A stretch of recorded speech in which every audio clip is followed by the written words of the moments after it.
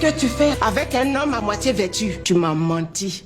Tu m'as trompé. Quel genre de femme es-tu? 99 jours pour le voleur et 1 jour pour le propriétaire. Dans ces 2 épisodes, beaucoup de personnes se sont fait attraper, ont été pris en flagrant délit.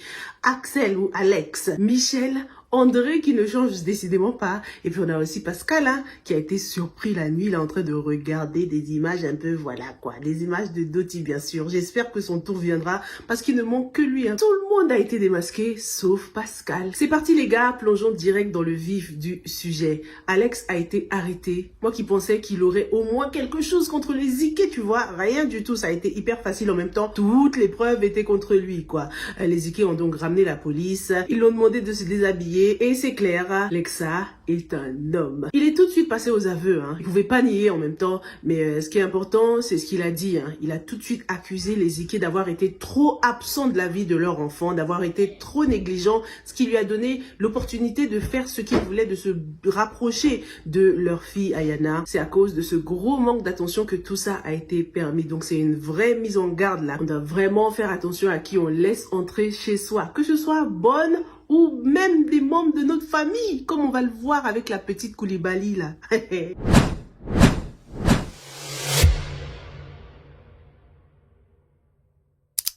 Avant de passer à autre chose, je voulais vraiment qu'on salue le acting de Lexa. Alex, ce personnage a été super original. Je trouve que le mec, il a bien joué. C'était vraiment l'un des meilleurs moments de cette saison 2 là. Et j'espère qu'il y en aura d'autres. J'espère évidemment qu'on va le revoir quand même, quoi. Je sais pas, c'est un peu bizarre parce que il a quand même profité d'une petite. Mais il a quand même été à l'écoute, quoi. Et je pense qu'il la connaît même mieux que ses parents. Il connaît toutes ces petites histoires, toutes ces petites rencontres. Est-ce qu'il l'écoutait sincèrement? Ou bien il voulait juste profiter d'elle? Ça, ce sera à voir quoi. Ce serait tellement surprenant si on apprenait qu'en fait Ayana a fini par l'aimer, tu vois. Ce serait quand même bizarre quand même parce que c'est pas bien ce qu'il a fait. Il a profité d'elle et ça c'est condamnable.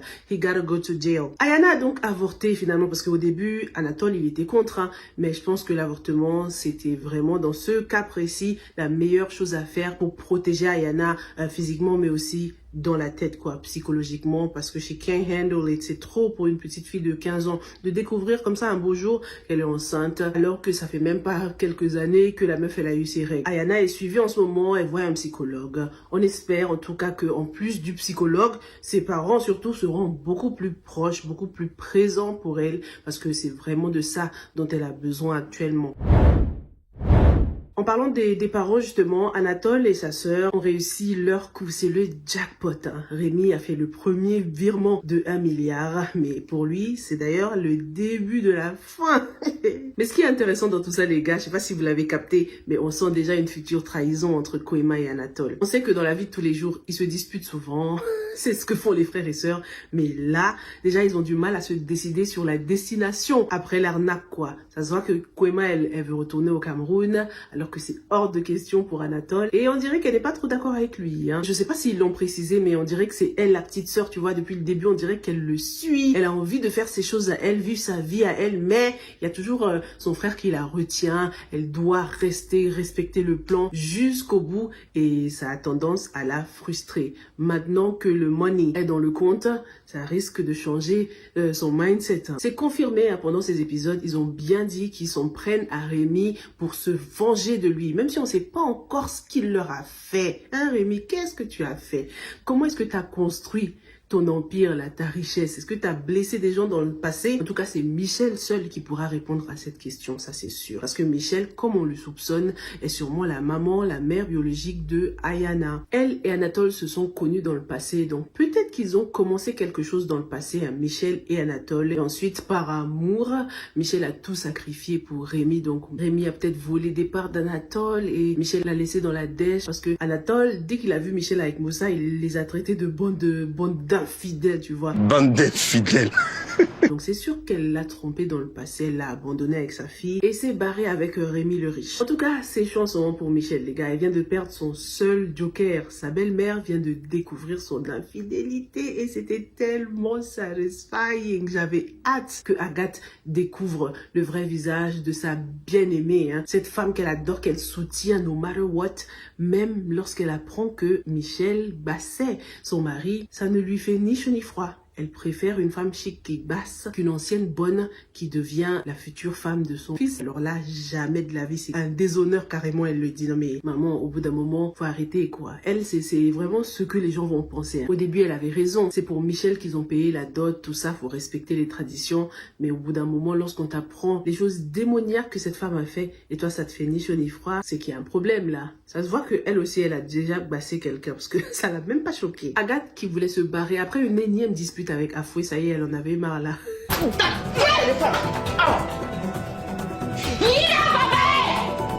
Elle a voulu se casser, rentrer au village, mais comme il se faisait tard, elle a beaucoup d'ego, hein, cette maman là. Elle est passée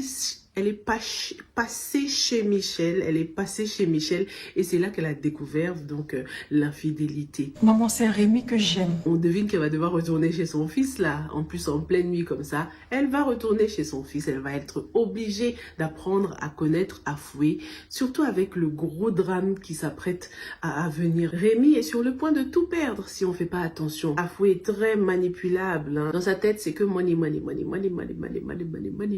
Donc le travail est vraiment facile pour Kwema qui insiste, hein, qui la pousse à convaincre Rémi. Est-ce que Michel va revenir à temps peut-être pour le sauver parce qu'elle a perdu son joker. Donc le seul moyen, vraiment le seul moyen pour récupérer Rémi là, c'est qu'elle le sauve de cette arnaque, c'est tout. Sinon, ce sera fini pour Michel. On verra bien si elle se rapproche d'Anatole pour essayer de le démasquer, ensuite rapporter à Rémi, quoi, on verra bien. Il y a un nouveau personnage, un nouveau membre de la famille Koulibaly vient de débarquer et qu'est-ce qu'il est weird, il est trop bizarre les gars. Il a un comportement suspect, inquiétant, surtout envers la fille des Koulibaly. La série continue de dénoncer encore une fois là, parce que oui, il faut faire attention aux bonnes, au personnel qui travaille chez nous, mais il faut aussi faire attention à la famille, à nos proches, hein, aux tontons qui font les gentils là, à nous gâter de friandises, tout ça. C'est une mise en garde claire les gars. On en a connu des histoires comme ça. Oui, c'est mon tonton qui m'a fait ceci quand j'étais jeune. Hein. De toute façon, il se rapproche dangereusement de la petite Koulibaly. On espère que Stéphanie va avoir toute sa tête pour voir clair dans cette situation parce que elle a kiffé sur Daouda, tu vois. Et elle, quand elle est amoureuse, il n'y a rien à faire. Elle réfléchit plus. Déjà qu'elle a failli redonner une je sais pas combienième chance là à André. Heureusement que la meuf là, elle a débarqué avec son enfant. Stéphanie, mais oublie André, c'est pas possible là. D'ailleurs, le personnage de Stéphanie, on est d'accord qu'il évolue pas beaucoup là cette saison. Comme je vous l'ai dit, j'ai l'impression qu'elle est beaucoup moins ambitieuse. On lui a pris son poste dans l'association. On dirait qu'elle se contente vraiment d'être nounou. Après, ça lui va très bien, hein. Elle est faite pour ça et heureusement. Mais on est aussi d'accord que ce travail lui prend beaucoup trop de temps. Elle a plus de temps même, elle va même plus voir sa mère. On la voit pas aller voir la famille, tout ça. C'est pas sain quoi. Chez Tosca et Serran, Melrine a commis une erreur fatale. Débarquer chez Serran, mais elle est folle. Elle n'arrêtait pas d'harceler Tosca. Et Dieu merci, elle est tombée au bon moment lorsque Léandrine était chez Serran. Vous connaissez ce duo déjà. Pas besoin de vous dire qu'elles l'ont bien pilé. J'ai kiffé la voix off de Stéphanie lorsqu'elle a dit la chicoteuse copieusement chicotée par la titulaire de Sachizo. Mais franchement, cette situation, blague à part, ça nous montre que en fait Serran, elle n'abandonnera Tosca pour rien au monde. Il peut faire les pires choses du monde, elle le lâchera pas. Alors que Tosca, lui, voilà quoi, il est pas toujours honnête. Même là, lorsque la meuf l'a appelé, sa cougar l'a appelé, je trouve qu'il aurait dû lui dire à Serran directement, communiquer clairement, lui dire bon, elle arrête pas de m'appeler. Si Tosca avait parlé plus tôt, est-ce que la situation aurait explosé comme ça? Est-ce que cette femme aurait osé venir manquer de respect à Serran chez elle? Bon, après la vieille, elle est un peu capable de tout. Mais je pense que Serran aurait été mieux préparée. Tu vois ce que je veux dire? La communication, c'est important, Tosca. Surtout pour des futurs mariés, il va falloir être plus transparent que ça. Tatiana va mieux, c'est ça la bonne nouvelle, hein, franchement. Elle est psychologiquement plus forte, elle est plus déterminée, elle a plus d'assurance, elle a plus d'ambition aussi. Tout ce qu'elle a vécu l'a clairement changé. Mais elle garde quand même son bon cœur, hein. C'est juste qu'elle n'est plus la petite fille aussi fragile qu'avant. Elle se voit même prendre la place de Aïcha dans l'association des bonnes, hein, tellement elle est devenue ambitieuse. On sent déjà une future chef d'entreprise, hein, naître là. C'est son père qui serait fier d'elle. Grâce à elle, en tout cas, Tosca a échappé à un licenciement abusif. Hein. Dès qu'elle leur a parlé du testament déchiré, Tosca et Serran ont tout de suite compris qu'elle a falsifié le testament. testament. Avec l'aide de Xavier, ils ont tout récupéré et ça y est, c'est officiel. Hein. Tatiana est la nouvelle héritière. Donc elle hérite de part dans l'entreprise de son père, ce qui veut dire que Tosca, il a maintenant quand même un poste sécurisé et plus rien ne l'empêche d'épouser Serran. On est d'accord là, hein? Concernant Xavier, l'avocat, il nous a vraiment montré un autre visage, hein, un visage plus humain. Il a défendu Tosca et Serran et Tatiana gratuitement, carrément. Merci, maître. Méchant.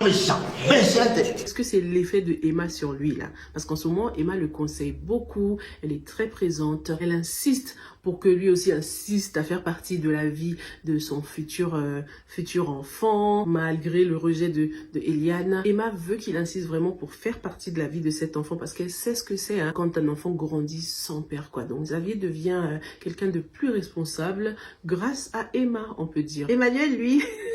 c'est tout le contraire. Franchement, Emma, elle a toujours des effets positifs sur la vie des gens, hein, lorsqu'on regarde bien. Dès qu'elle part, ça dégringole. Emmanuel, il continue de sombrer. Puisqu'il n'y a plus de bonne, c'est lui-même qui doit faire le ménage. Hein, clean his own mess. Il sort de plus en plus, hein, beaucoup plus même que Natacha, on dirait. Les rôles se sont carrément inversés. Et Natacha, bien sûr, c'est pas celle qui va l'aider à sortir de cette mauvaise passe. Hein. Au contraire, Emmanuel le dégoûte en ce moment. Je me demande pourquoi il divorce pas ceux-là. Franchement, quoi. Va épouser tes amants, non? Pourquoi tu le retiens là?